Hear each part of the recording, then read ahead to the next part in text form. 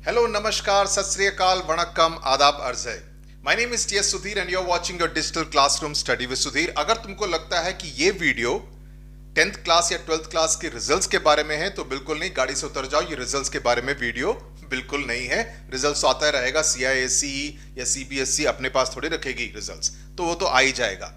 ये video mainly 11वीं class के बच्चों के लिए है और मुझे सुबह ये ख्याल आया कि ये काफी इंपॉर्टेंट बात है और ये गलती काफी सारे 11वीं क्लास के बच्चे हर साल करते हैं। In 11th class, you will be stung by this very dangerous species called backlog. BACKLOG. And more than anything else, 11वीं क्लास में एक बात का ध्यान हमेशा रखने की जरूरत है कि तुमको बैकलॉग नहीं रखने का है, क्योंकि जितना ज्यादा बैकलॉग होगा उतना ही ज्यादा तुम अपने डेस्टिनेशन से दूर हो जाओगे। Okay, let me give you an example. ज्यादातर बच्चे 11th और 12th क्लास में एटलीस्ट 6 मोटे मोटे एंट्रेंस एग्जामिनेशंस की तैयारी करते हैं। Okay, largely NEET, JEE, CUET, CLAT या NDA की तैयारी करते हैं या फिर CA की तैयारी करते हैं। मोटे मोटे तौर पर ये 6 बिग एंट्रेंस एग्जामिनेशंस की तैयारी ज्यादातर बच्चे करते हैं। गलती ये होती है कि आप में से कई लोग सोचते हैं कि अरे 10वीं क्लास में ऑलरेडी मैं तो माउंट एवरेस्ट चढ़ गया, बहुत मेहनत कर ली, अभी 11वीं क्लास में मैं थोड़ा रेस्ट कर लेता हूं, फिर 12वीं क्लास में शुरू करेंगे मेहनत करना। This is the biggest mistake that most 11th class students do after the 10th class board examinations and before they start the 12th class.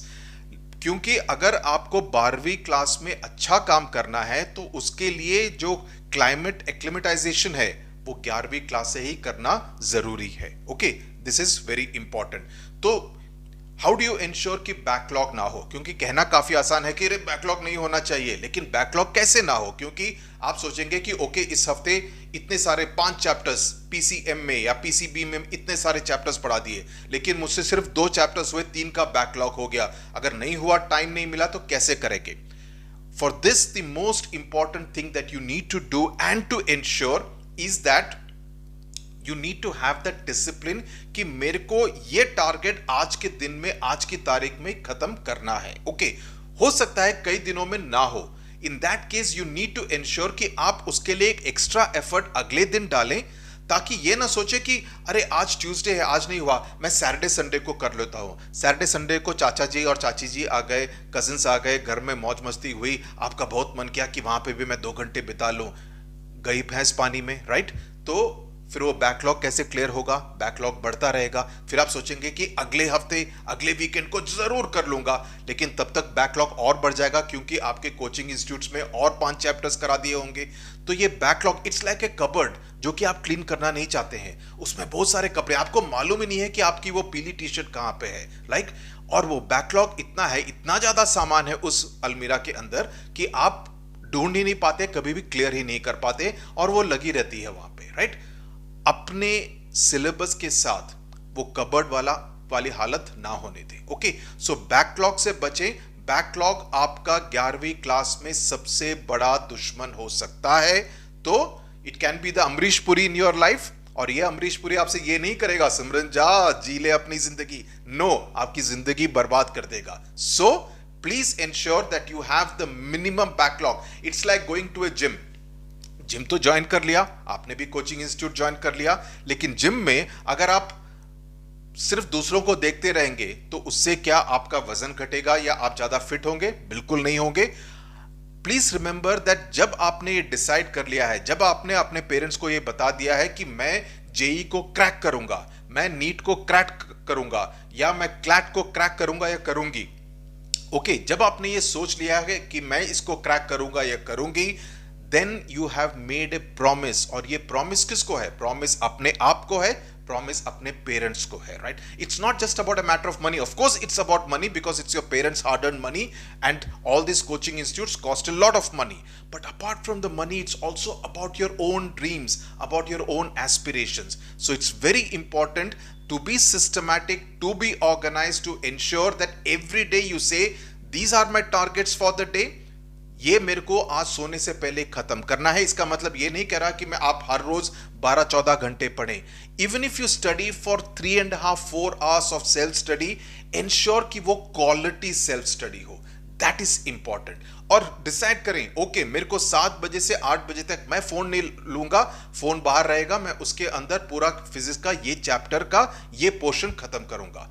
That set targets have to be met, कि ये मेरा target है और इस target को इस घंटे के अंदर break it down into micro parts. आपका हर घंटे का ऑडिट होना चाहिए, और ये ऑडिट कोई और नहीं करेगा, तुम खुद करोगे।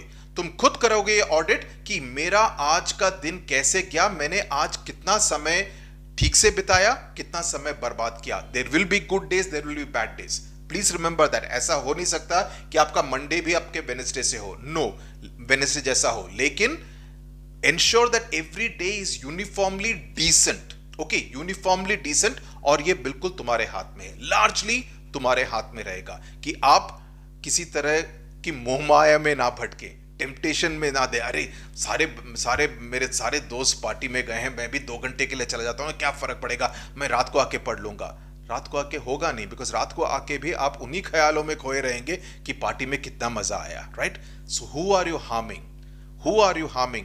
My friend Pulela Gopichan, the national badminton coach, always used to say, you cannot win the world championship or the All England championship or the Olympic medal if you also want to do partying every weekend, go on a trip to the USA in every year, or go to a birthday party, or to have unhealthy drinks or unhealthy food. You cannot do all that and also aim to win an Olympic medal or the world championship medal.